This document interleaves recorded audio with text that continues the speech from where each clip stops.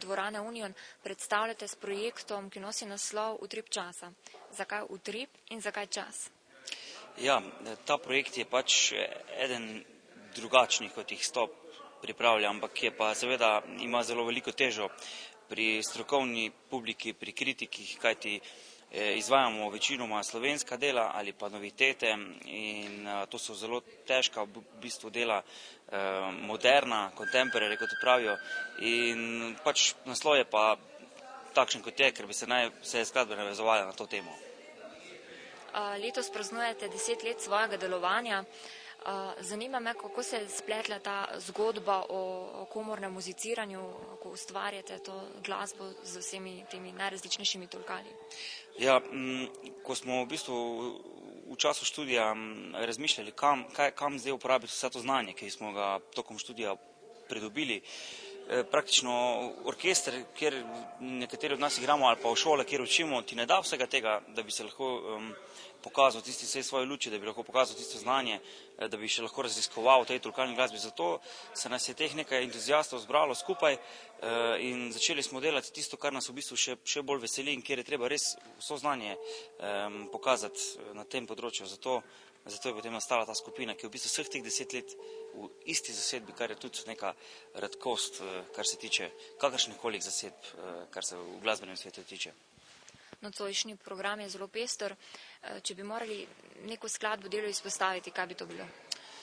Dejstvo je, da imamo znotraj Stopa kar različne poglede na glasbo. Mogoče nas tudi to skupaj drži in nekateri imamo raje recimo bolj komercialno glasbo za tolkala, drugi pa recimo bolj to, ki jo predstavljamo danes, ki je malce drugačna od tiste, ki jo ima recimo naša najbolj široka publika najrajši. Jaz bi izpostavil mogoče našo japonsko kolegico Haruko Fuji, ki je v bistvu najbolj izstopa v današnjem večeru po eni taki muzikalni plati, je zelo veliko lepe glasbe. Po drugi strani bi pa mogoče ven potegnil tudi gospoda Vinka Globokarja, ki je napisal eno zanimivo zadevo, Kvadrat, kjer v bistvu še na koncertu ne veš, kaj bo, kje je zazvenelo, ker je zelo veliko prepuščeno in improvizaciji, izbiri inštrumentov, ali drgneš, ali udariš, ali sučeš.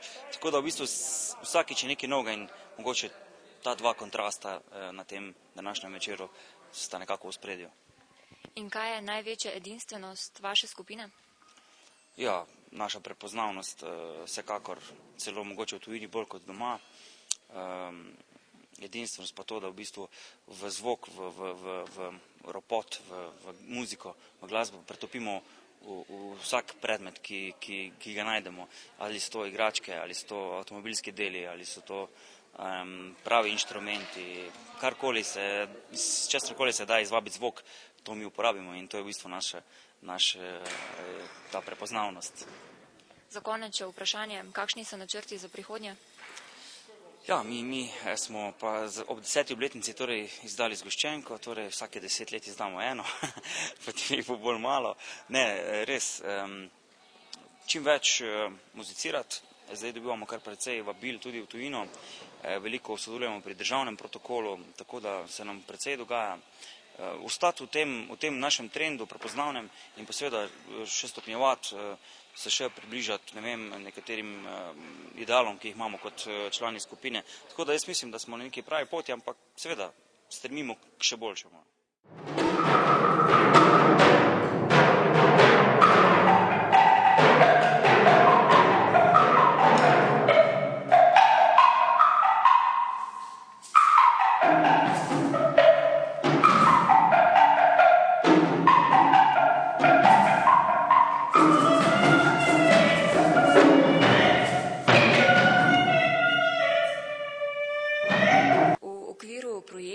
Ki nosi naslov Utrip časa, sodelujete z skupino Stop, kjer ste poskrbeli za glasbeni utrip glasu.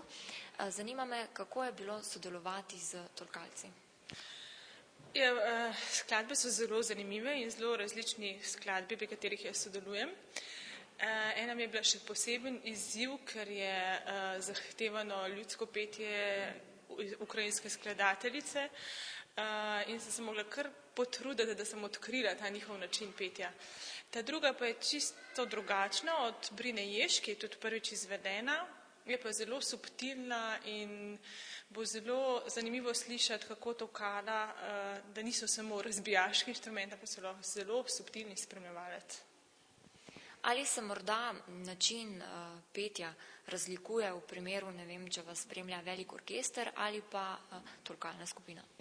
Pri tolkalcih je skoraj potreben mikrofon, ker to so tako glasni inštrumenti, da težko glas pride skozi, zato sem ozvočena, kar pri orkestru ni. Orkester ima tudi, se mi zdi, večji dinamični razpon, tolkala so pa sama po sebi glasni inštrument, tako da zahteva ozvočenje. Če nekaj besed namenimo še samemu programu, v katerem delu programa sodelujete, pri katerih skladbah, kompozicijah in na kakšen pregled gre najverjetneje s tem utripom časa, skušate nek pregled ustvarjanja umetniškega prikazati, če nekaj misli na to temo spregovorimo. To bi znali bolj odgovoriti tolkalci, ki so program sestavljali, ampak gre za nove kompozicije oziroma kompozicije prejšnjega stoletja in tega. Mislim, da je bil njihov namen prikazati, kako so tolkala lahko različna, da nimamo samo bobne v mislih in da je paleta tolkal zelo velika, pa predvsem moderne kompozicije prikazati občinstvu. Mislim, da je bil to njihov namen. Kako pa sicer ocenjujete slovensko glasbeno sceno, morda, da se malce izrazim to ekstravagantno glasbeno sceno? Smo Slovenci odprti za neke nove utripe, ki prihajajo iz glasbenega okolja iz tujine? Ja, vedno več nas je, ki smo odprti za vse to. Žal pa je trenutno sploh v glasbi in povsod najmočnejši medij. In ker nismo toliko v medijih, v časopisih, je tudi ta scena bolj ob robu. Vedno smo eni isti, ki hodimo na take koncerte, ki jih izvajamo. In to je zares škoda, ker je zelo zanimiva, lahko veliko da, veliko domišljije, sama zelo rada izvajam novo glasbo, ker mi da veliko prostosti in svojega lahko osebnega izražanja dam vanjo. Kot rečeno, če bi bila medijsko bolj pokrita, bi gotovo bilo tudi več poslušalcev in več zanimanja. Letos skupina Stop praznuje 10 let svojega delovanja. Sedaj, ko ste okusili sodelovanje z njimi, me zanima, kaj je po vašem mnenju njihova največja edinstvenost?